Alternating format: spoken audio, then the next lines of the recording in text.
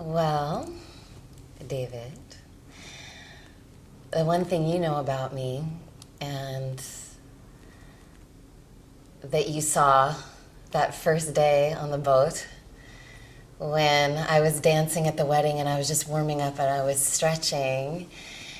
And I think we share this, is that I'm very connected to my own pleasure in movement, this kind of ecstasy in movement, this creative potential, but that is coming from this root of pleasure. And it's informed all of our projects together. I think this mutual understanding of that root. I think it's actually like the flip side of this other truth is that while being very much connected to pleasure and joy, I'm very much in touch with my own violence. And I'm attracted to violence. And sometimes I'm seeking violence and violent interaction and wanting to be completely overcome and yet survive. I think this is something, it started early on. I've had a couple experiences. Like my first experience with sex was actually with a stranger, complete stranger. I was assaulted on the street and I was 16.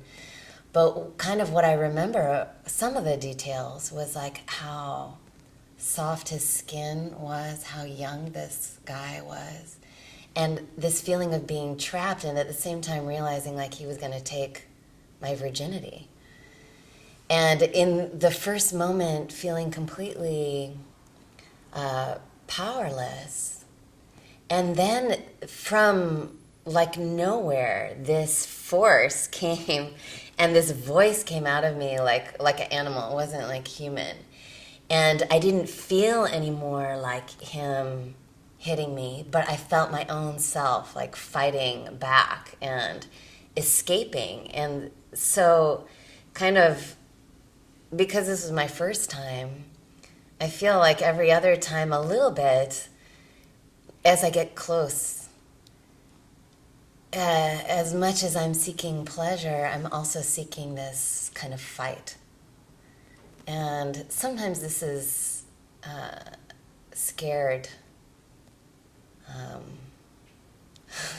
naturally, scared people away. I remember one time, not a lover, but I was in Brazil teaching, and it was raining the whole trip, and I had one day I was in the park, and the sun was going down, and I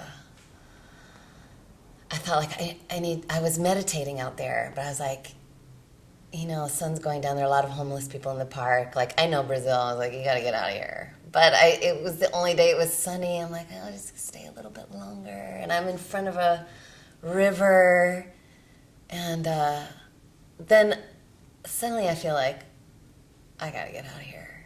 But it's like too late. Like I see the guys casing me. I'm alone in this little place, and the river is in front of me, so I can't go forward, and he's behind. And there I am, like I'm meditating, I'm like chanting, I'm all peaceful. He probably thought like easy target. But this was the second time, like a total stranger. So like I was more prepared than the first time. And like they tell you when like you encounter a bear, you shouldn't run, like or like a mountain lion or something. You're supposed to make yourself look really big. So that's what I did. I was just like, ah! And, like, I charged the guy. He must have been like, what the hell? And I kind of felt bad, He probably just wanted my CD player. He managed to take my CD player, but he couldn't even get my headphones, which were more, expensive than this stupid CD Walkman. And then he ran. And I ran later, and, it was more, I was like, well, maybe he really needed the meditation CD. I don't know, like, what the hell? I tried then to replace the CD player, and they're like, oh, I'm sorry, ma'am, we don't make CD players anymore. And I got my first iPod. So that's kind of like, I don't know. I feel like I want to find someone that can accept that side. I know it's a little bit scary. Like suddenly I can be so sweet, so loving, so full of pleasure, and then suddenly this animal, if I feel like I'm being attacked, I'm going to attack.